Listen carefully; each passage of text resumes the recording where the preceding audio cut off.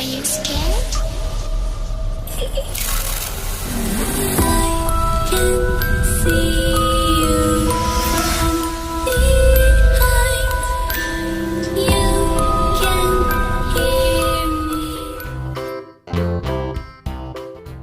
Oke semua, nah sekarang apa sih cerita fiksi? Cerita fiksi merupakan cerita rekaan atau hayalan pengarang. Oke, itu lebih simpelnya. Nah, ciri-ciri cerita fiksi tujuannya adalah untuk menghibur pembaca, tentunya menggunakan bahasa yang komunikatif. Selanjutnya ada mengandung pesan moral atau nilai-nilai kehidupan, biasanya di akhir. Nah, selanjutnya disajikan dalam alur cerita, tentunya namanya juga cerita. Selanjutnya ada jenis-jenis fiksi. Cerita rakyat. Nah, ini cerita rakyat merupakan cerita yang berasal dari masyarakat dan berkembang dalam masyarakat pada masa lampau yang menjadi ciri khas di setiap bangsa. Jenis cerita rakyat banyak: cerita jenaka, fabel, sage, mode, mite, legenda. Novel. Novel adalah cerita fiksi yang panjang dan mengandung rangkaian cerita kehidupan seseorang dengan orang di sekelilingnya dengan menonjolkan watak setiap tokoh. Contohnya Laskar Pelangi karya Andre Hirata, pastinya tahu kan. Selanjutnya ada cerpen. Cerpen adalah cerita fiksi yang memaparkan kisah ataupun cerita tentang kehidupan manusia melalui tulisan pendek. Contoh cerpen-cerpen anak pada majalah atau surat kabar. Selanjutnya cerita jenaka adalah cerita pendek berisi kebodohan atau kecerdikan seseorang dan menimbulkan senyum atau tawa bagi pembaca atau pendengarnya. Contoh Si Kabayan, Pak Pandir, Pak Belalang, dan Lebay Malam. Ini contohnya, ya ngambil di internet. Ya, Pak Pandir, Lebay Malam. Selanjutnya ada mite.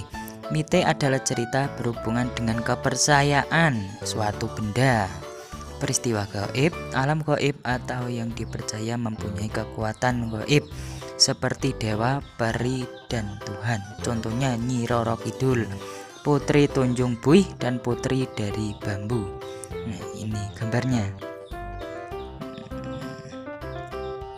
Selanjutnya ada fabel. Fabel adalah cerita dengan tokoh binatang yang diceritakan hidup dan bermasyarakat seperti manusia. Contohnya si kancil dengan buaya, kelinci dan kura-kura, burung bangau. Nah, ini dulu itu ada kancil yang di TV, sekarang enggak. Legenda sekarang. Legenda adalah cerita lama yang mengarahkan riwayat terjadinya suatu tempat atau wilayah. Sul-usul.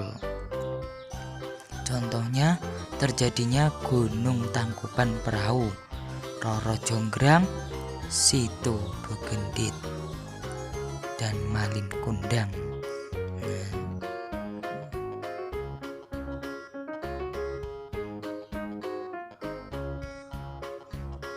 Selanjutnya ada sage.